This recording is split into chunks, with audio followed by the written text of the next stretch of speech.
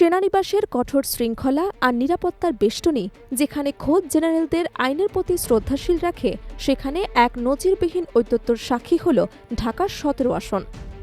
গ্যানম্যান নিয়ে সেনানিবাসে প্রবেশের চেষ্টা এবং দায়িত্ব পালনরত মিলিটারি পুলিশকে সরাসরি মৌখিক আক্রমণের অভিযোগ উঠেছে জামায়াতে ইসলামীর প্রার্থী এস.এম. খালিদুজ্জামানের বিরুদ্ধে। তারেক রহমানের প্রতিদ্বন্দ্বী হওয়ার দাবি তুলে সেনাবাহিনীকে দেশ ধ্বংসকারী বলে অবহিত করেছেন তিনি। ঘটনার ভিডিও ভাইরাল হতেই দেশজুড়ে বইছে বিতর্কের ঝড়। তবে কি এটি কেবল ব্যক্তিগত দম্ভ, নাকি দীর্ঘদিনের পরিকল্পিত প্রোপাগান্ডার নতুন কোনো ধাপ?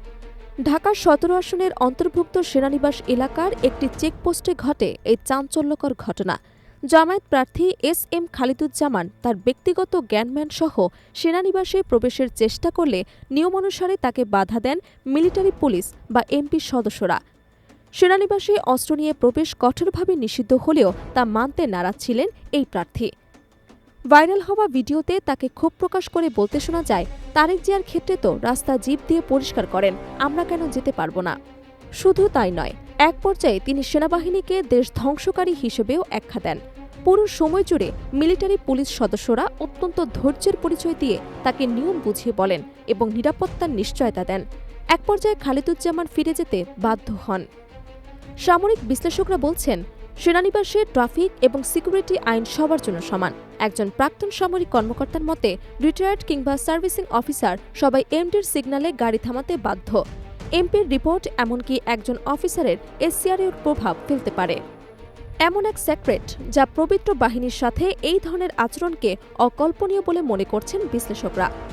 বিশেষ করে খালিদুজ্জামানের দাবি, তিনি তারেক রহমানের প্রতিদ্বন্দ্বী বলে তাকে বিশেষ সুবিধা দিতে হবে। তার সামরিক প্রোটোকল একেবারেই ভিত্তিহীন।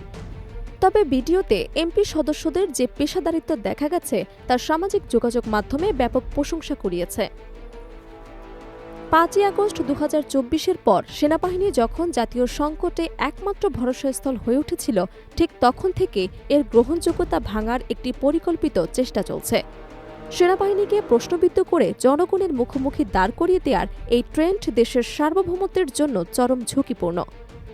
অভিযোগ উঠছে, প্রতিবেশী দেশের মধ্যে পরিচালিত এই প্রোপাগান্ডার লক্ষ্য হল বাংলাদেশের শেষ বিচারককে দুর্বল করে দেয়া, যাতে যে কোনো সংকটে জাতিকে উদ্ধার করার মতো কেউ না থাকে।